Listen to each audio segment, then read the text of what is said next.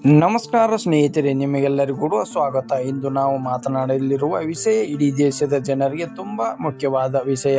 ಹಿರಿಯ ನಾಗರಿಕರಿಗೆ, ಮಧ್ಯಮದ ವರ್ಗದ ತೆರಿಗೆದಾರರು, ಮನೆಯಿಲ್ಲದವರು ಎಲ್ಲರೂ ಕೂಡ ಸಂಬಂಧಪಟ್ಟ ಸುದ್ದಿ. ಹೌದು ಸ್ನೇಹಿತರೆ, 2026 ಮೊದಲ ಕೇಂದ್ರ ಬಜೆಟ್ ಮಂಡನೆಗೆ ದಿನಗಣನೆ ಈಗಾಗಲೇ ಆರಂಭವಾಗಲಿದೆ. ಫೆಬ್ರವರಿ 1ರಂದು ಹಣಕಾಸು ಸಚಿವೆ ನಿರ್ಮಲಾ ಸೀತಾರಾಮನ್ ಅವರು 2026 ಕೇಂದ್ರ ಬಜೆಟ್ ಮಂಡನೆ ಮಾಡಲಿದ್ದಾರೆ. ಈ ಬಜೆಟ್ ನಲ್ಲಿ ಏಕೆ ಅಷ್ಟು ಮಹತ್ವದ ಅಂಶ ಕೇಳಿದ್ರೆ, ಇದು 2026 ಮೊದಲ ಬಜೆಟ್. ಹೊಸ ಇನ್ಕಮ್ ಟ್ಯಾಕ್ಸ್ ಕಾಯ್ದೆ ಜಾರಿಗೆ ಬರುವ ಮೊದಲು ಬರುವ ಬಜೆಟ್. ಮಧ್ಯಮದ ವರ್ಗದ ಮೇಲೆ ಹೆಚ್ಚಿನ ನಿರೀಕ್ಷೆ ಇರುವ ಬಜೆಟ್. ಅದರಲ್ಲೂ ಕೂಡ ಈ ಬಾರಿ ಜನಸಾಮಾನ್ಯರಿಗೆ 5 ದೊಡ್ಡ ಸಿಹಿ ಸುದ್ದಿಗಳು ಬರಬಹುದು ಅನ್ನೋ ಮಾತು ಎಲ್ಲ ಕಡೆಗೆ ಕೇಳಿಬರುತ್ತಿದೆ.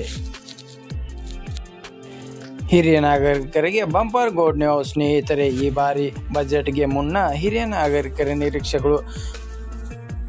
ಇಂದು ಹಿರಿಯ ನಾಗರಿಕರು ಎದುರಿಸುತ್ತಿರುವ ಸಮಸ್ಯೆಗಳು ಏನು? ಹೆಚ್ಚುತ್ತಿರುವ ಹಣದುಬ್ಬರ, ವೈದ್ಯಕೀಯ ವೆಚ್ಚಗಳು, ಸೀಮಿತ ಆದಾಯ, ಪಿಂಚಣಿ ಸಾಕಾಗುತ್ತಿಲ್ಲ ಇರುವ ಸ್ಥಿತಿ.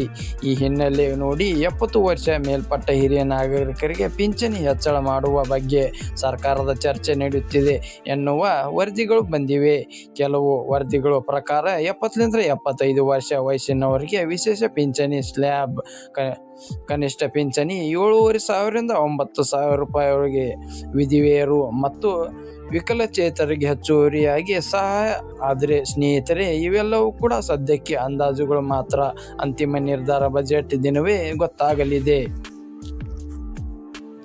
ಹಿರಿಯ ನಾಗರಿಕರಿಗೆ ಇನ್ಕಮ್ ಟ್ಯಾಕ್ಸ್ ರಿಲೀಫ್. ಪ್ರಸ್ತುತ ಇರುವ ನಿಯಮಗಳ ಪ್ರಕಾರ 60ರಿಂದ 69 ವರ್ಷದ ವಯಸ್ಸಿನವರಿಗೆ 3 ಲಕ್ಷ ರೂಪಾಯಿವರೆಗೆ ಮೂಲ ವಿನಾಯಿತಿ, 80 ವರ್ಷ ಮೇಲ್ಪಟ್ಟವರಿಗೆ 5 ಲಕ್ಷ ರೂಪಾಯಿವರೆಗೆ ಮೂಲ ವಿನಾಯಿತಿ.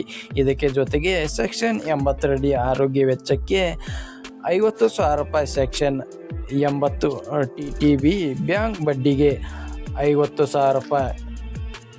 ಆದರೆ ವೈದ್ಯಕೀಯ ವೆಚ್ಚಗಳು ಹೆಚ್ಚಾಗುತ್ತಿರುವುದರಿಂದ ಈ ಮಿತಿಗಳನ್ನು ಇನ್ನಷ್ಟು ಹೆಚ್ಚಿಸಬಹುದು ಎಂಬ ನಿರೀಕ್ಷೆ ಇದೆ. ಹಿರಿಯ ನಾಗರಿಕರಿಗೆ ಹೆಚ್ಚುವರಿಯಾಗಿ ಆರೋಗ್ಯ ವಿನಾಯಿತಿ, ಮೆಡಿಕಲ್ ವೆಚ್ಚಕ್ಕೆ ಸುಲಭ ನಿಯಮ ಕೊಡಬಹುದು ಇನ್ನೂ ಚರ್ಚೆ ನಡೆಯುತ್ತಿದೆ.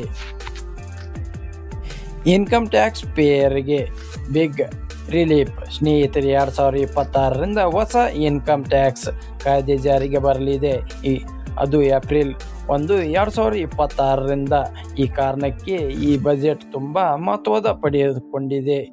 ಈ ಬಜೆಟ್ನಲ್ಲಿ ತೆರಿಗೆ ನಿಯಮಗಳು ಸರಳವಾಗಬಹುದು, ಲಿಟಿಗೇಷನ್ ಕಡಿಮೆಯಾಗಬಹುದು, ಮಧ್ಯಮದ ವರ್ಗಕ್ಕೆ ರಿಲೀಫ್ ಸಿಗಬಹುದು. ಕೆಲವು ವರದಿಗಳ ಪ್ರಕಾರ ಹೊಸ ತೆರಿಗೆ ವ್ಯವಸ್ಥೆಯಲ್ಲಿ 15 ಲಕ್ಷ ರೂಪಾಯಿವರೆಗೆ ತೆರಿಗೆ ರಹಿತ ಮಿತಿ ಬರುವ ಸಾಧ್ಯತೆ ಇದೆ ಅನ್ನುವ ಮಾತು ಕೂಡ ಇದೆ. ಟ್ಯಾಕ್ಸ್ ರೀಫಂಡ್ ಸಮಸ್ಯೆಗೆ ಪರಿಹಾರ. ಬಹಳಷ್ಟು ತೆರಿಗೆದಾರರು ಹೇಳೋದು ಏನು, ರೀಫಂಡ್ ಬರೋದು ತಡ, ಹಲವು ತಿಂಗಳು ಕಾಯಬೇಕು. 2026 ಬಜೆಟ್ನಲ್ಲಿ postal refund system, automatic processing, delay ಆದರೆ ಹೆಚ್ಚು ಇಂಟ್ರೆಸ್ಟ್ ಇವೆಲ್ಲ ಜಾರಿಗೆ ಬರುವ ನಿರೀಕ್ಷೆ ಇದೆ.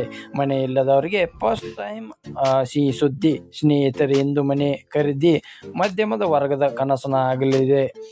PM ಯೋಜನೆ ಇದ್ದರೂ ಬೆಂಗಳೂರು, ಪುಣೆ ಹೇಗೆ ದೊಡ್ಡ ನಗರಗಳಲ್ಲಿ ಮನೆ ಬೆಲೆಗಳು ತುಂಬ ಜಾಸ್ತಿ.